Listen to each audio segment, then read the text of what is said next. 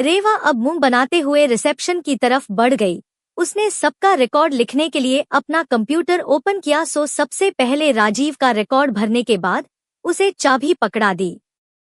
फिर उसके पीछे देवेन और नंदिश भी आ गए और उसने उनका रिकॉर्ड भी पूरा किया और वे दोनों भी रूम की चाबी लेकर वहां से चले गए। अब उनके जाते ही रेहान ने खुश होकर कहा, कितना अच्छा हो गया, हमारा पूरा ट्रेन का डिब्बा ही यही आ गया। मुझे तो इसमें कुछ अच्छा दिखाई नहीं देता।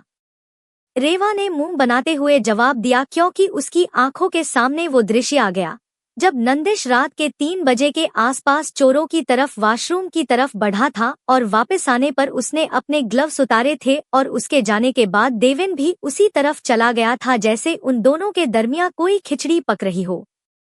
कहाँ खो गई? रेहान उसे वापस वर्तमान में लेकर आया। कहीं नहीं, उसने बात वहीं टाल दी और रिसोर्ट की किचन की तरफ बढ़ गई। अश्विन पुलिस स्टेशन पर अपने लैपटॉप पर बैठा ध्यान से कुछ देख रहा है। तभी यश आकर बताता है कि सर, राठी के बारे में कुछ नहीं पता चला। वह बहुत ही ईमानदारी से बिजनेस करता है, यहाँ तक कि उसने टैक्स देने में भी कभी कोई कमी नहीं की। अब अश्विन ने कुछ सोचा और अच्छा कहकर बात खत्म कर दी। सर, क्या देख रहे थे? यश ने टोका। मैं 26 जनवरी की सिक्योरिटी लिस्ट चेक कर रहा था। कहीं कोई लूपहोल रह गया तो देश की कितनी बदनामी होगी। सर, हम उससे पहले ही सम्राट को पकड़ लेंगे, यश ने पूरे विश्वास के साथ कहा। तो अश्विन मुस्कुराने लगा। यश, सम्राट एक टेढ़ी खीर है और उसे खाना आसान नहीं है, पर एक बात तो तय है कि सम्राट की यह आखिरी भारत यात्रा होगी, क्योंकि मैं तो उसे देखकर ही गोली मार दूंगा। पर सर, गोल्ड का क्या होगा जो सरकार को चाहिए? अगर सम्राट जेल में एक दिन भी गया तो उसे छुड़ाने देश के हाई प्रोफाइल लोग आ जाएंगे, क्योंकि सबको सोना चाहिए और बाहर निकलते ही उसका एनकाउंटर करना मुश्किल हो जाएगा। समझे? हाँ सर, यही कि सरकार को गोल्ड मिल गया तो उन्हें सम्राट के ना होने से कोई फर्क नहीं पड़ता, क्योंकि सरकार सिर्फ उसके एनकाउंटर का दिखावा करती है। गुड, जल्दी समझ गए। अच्छा, अनुज कहाँ है? सर, बोर्ड रूम में है, उनका मूड ठीक नहीं लग रहा है। यह सुनकर वह बोर्ड रूम की तरफ चला गया।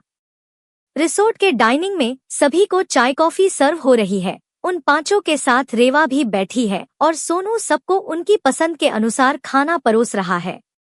अब राजीव रेवा की तरफ देखकर बोला, अच्छा रेवा, यह बताओ कि यह रिसोर्ट में आप कोई पार्टनरशिप करना चाहेगी? रेवा ने उसे बिना देखा ही जवाब दिया, जी नहीं। फिर आपकी शादी के बाद इस रिसोर्ट का क्या होगा? अब रेवा ने उसे बुरी तरह घूरा तो राजीव बोल पड़ा, मैं तो ऐसे ही पूछ रहा था। आप डिप्रेशन से निकल कर आए हैं तो उसी पर फोकस करें, दूसरे किसी डिप्रेशन का शिकार ना बने। रेवा की बात सुनकर रेहान ने धीरे से कहा, डेट्स माय गर्ल, और राजीव के चेहरे पर फीकी मुस्कान आ गई। अब समर ने उसके नॉवेल के बारे में पूछा तो उसने बताया कि उसने लिखना शुरू कर दिया है। अभी वह बात ही कर रहे होते हैं कि तभी देवेन को एक फोन आता है और वह नंदिश को इशारे से अपने पास बुलाता है। दोनों आपस में कुछ खुसफुस करने लगते हैं। रेवा उनकी हर हरकत को बारीकी से देख रही होती है। उसका मन कह रहा है कि कुछ तो चल रहा है इनके बीच, मगर क्या? अश्विन बोर्ड रूम में गया तो देखा कि अनुज बंद प्रोजेक्टर की ओर देख रहा है। वह चुपचाप उसके नजदीक बैठते हुए बोला, क्या हुआ, सब ठीक तो है? नहीं, कुछ भी ठीक नहीं है। आज कोमल अपने वकील से फोन पर बात कर रही थी। तो कहे तो मैं कोमल से बात करो, करके देख लें, पर कोई फायदा नहीं होने वाला है। उसके स्वर में उदासी है। अब अश्विन का फोन बजा तो उसने फोन उठाते ही कहा, हाँ करण सर, उन सब की लोकेशन का पता चला गया है। सब के सब एक ही रिसोर्ट में ठहरे हुए हैं। गुड, रिसोर्ट का नाम और एड्रेस सेंड करो। यह कहते ही उसने फोन रख दिया। अनुज को भी उसकी बात समझ आ गई। उसने मुस्कुराते हुए कहा, अब क्या प्लान है? यार, हमें सीरियल किलर को रंगे हाथों पकड़ना चाहिए, क्योंकि हमारे पास बहुत ही कम सबूत है। वो जो कोई भी है, बचना नहीं चाहिए। तू सही कह रहा है। अच्छा यार, मुझे पुलिस हेडक्वार्टर जाना है, बाद में मिलते हैं। रात को रिसोर्ट में रेवा और रेहान स्विमिंग कर रहे हैं। रेहान उसके गालों पर किस करते हुए बोला, तुम मानो ना मानो मैं तुम्हारे लिए सीरियस हूँ। यह सुनकर रेवा ने चिढ़कर कहा, सब बकवास है। क्यों तुम्हारा किसी ने दिल तोड़ा है जो तुम्हें किसी पर यकीन नहीं है? दिल तोड़ने के लिए होते हैं, वह रेहान की आंखों में देखते हुए बोली। उनसे दूर खड़ा राजीव उन्हें बुरी तरह घूर कर देख रहा है। अब रेवा की नजर ऊपर की तरफ गई तो उसने देखा कि समर हाथ में एक बक्सा पकड़े रिसोर्ट की छत पर जा रहा है। अब रेवा पूल से निकली और जल्दी से बाथरोब पहनने लगी। क्या हुआ? जल्दी से मेरे साथ आओ। अब रेहान भी पूल से निकल आया। अश्विन पुलिस हेडक्वार्टर से निकलकर अपने घर की ओर जाने लगा तो उसने गाड़ी चलाते समय शीशे से पीछे की ओर देखा तो उसे एक काले रंग की वैगनार उसके पीछे आती दिखाई दी। अब यह क्या तमाशा है? उसने जानब झुककर स्पीड धीरे की ताकि मौका मिलते ही उस गाड़ी को घेर सके, और हुआ भी वहीं। थोड़ी देर के खेल के बाद उसने गाड़ी को रोक लिया और गाड़ी के गेट के पास आकर कहा, तू बाहर निकल रहा है या मैं तुझे खींचकर निकालूं? काले रंग के शीशे लगे होने के कारण अश्विन उसे देख नहीं पा रहा है, पर गाड़ी का दरवाजा धीरे धीरे खुल रहा है। रेवा और रेहान धीरे से छत पर गए तो देखा कि समर एक बॉक्स में कुछ जला रहा है और उस जलती चीजों से निकलती आग उसे बहुत सकून दे रही है। वे दोनों समर के पीछे आकर खड़े हो गए। जब समर को यह एहसास हुआ कि उसके पीछे कोई खड़ा है तो वह सकपका गया। उसके मुंह से निकला, आप दोनों यहाँ हम क्या जला रहे हो? मेरी एक्स गर्लफ्रेंड की यादें हैं, बस उन्हीं से छुटकारा पा रहा हूँ। तुम्हारी शक्ल तो बता रही है कि जैसे कोई सबूत मिटा रहे हो। रेवा ने कड़क आवाज कर कहा, मैं कोई मुजरिम हूँ जो ऐसी हरकत करूंगा। यह कहकर वह रिसोर्ट की छत से नीचे चला गया और रेहान ने रेवा को बाहों में लेते हुए कहा, तुम जासूसी नॉवेल भी पढ़ती हो क्या? रेहान की बात सुनकर वह उस गत्ते की डिब्बे के पास गई तो देखा कि कुछ कागज और कुछ सामान जल रहा है। कितने गत्ते के डिब्बे हैं इस समर के पास, या यह वही डिब्बा है? अब रेहान ने उसके होंठों चूमते हुए पूछा, बेडरूम में चले? किसके?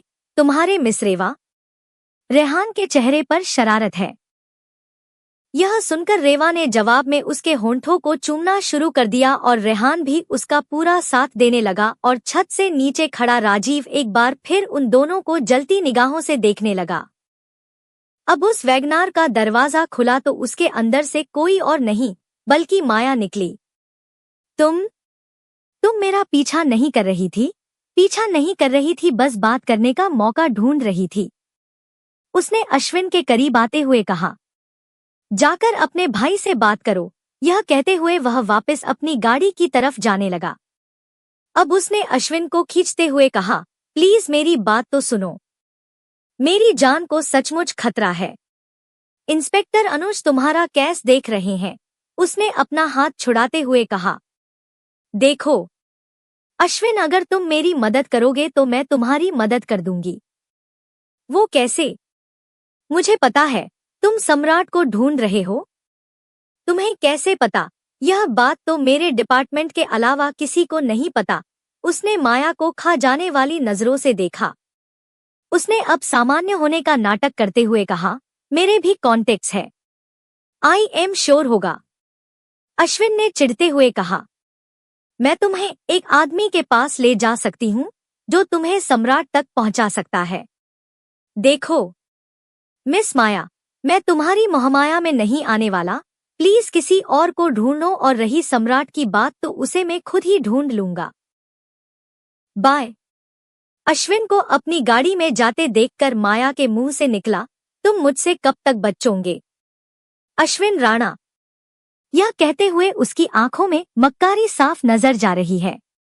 अनुज जब घर पहुंचा तो हमेशा की तरह कोमल किसी से फोन पर बात कर रही थी और उसे देखते ही फोन रख दिया। यह तुम किससे बातें करती रहती हूँ और मुझे देखकर फोन रख देती हूँ? कोमल ने अपना फोन अनुज को पकड़ाते हुए कहा, लो चेक कर लो। मैं तुम पर राख नहीं कर रहा, बस पूछ रहा हूँ। उसने फोन वापस कोमल की दे दिया। मैं खाना खा चुकी हूँ, तुम खाओगे? अब उसने कोमल के करीब आकर उसकी आंखों में देखते हुए कहा, जितना तुम बदली हूँ न उतना कोई नहीं बदलता, सब तुमसे सीखा है। कोमल भी उसी अंदाज में जवाब देकर अपने कमरे में चली गई और अनुज ने कुंठित होकर सोफे को लात मार दी। फिर अपना गुस्सा कम करने के लिए बालकनी में हवा खाने चला गया। अश्विन बाथरूम से निकला तो बेड पर रखे सिर्फ लोवेर्स पहनकर किचन काउंटर से शीशे के 2 गिलास और फ्रिज से व्हिस्की की बोतल निकालकर सोफे पर बैठकर ड्रिंक करने लगा। ड्रिंक के 4 घूंट पीने के बाद अश्विन ने अपना सिर सोफे से टिका लिया और माया की बात याद करते हुए कहने लगा, मिस माया, तुम आग से खेल रही हो, जल जाऊंगी। अब उसने एक घूंट और भरा ही था कि तभी डोरबेल बज गई। उसने अंदर की तरफ लगे कैमरे से देखा और मुस्कुराते हुए दरवाजा खोल दिया। सामने खड़ी लड़की ने उसके होंठ घूमते हुए उसे सोफे पर गिरा दिया और बाहर का दरवाजा अपने आप बंद हो गया। यार, तुम नहीं सुधरोगी। उसने अब उसे खुद से थोड़ा अलग किया और उसके लिए ड्रिंक बनाने लगा। तुम बिल्कुल नहीं बदले, पूरे 3 साल बाद मिले हैं, पर अब भी वैसे ही हो। वही हैंडसम चेहरा, वही जोश, वही नशीली आंखें। उसने अब उसे ड्रिंक पकड़ाते हुए पूछा, दिल्ली कैसे आना हुआ शीला? वही बिजनेस मीटिंग के लिए आई थी।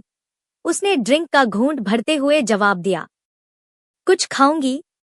डिनर कर लिया है, अब मीठे की तैयारी है।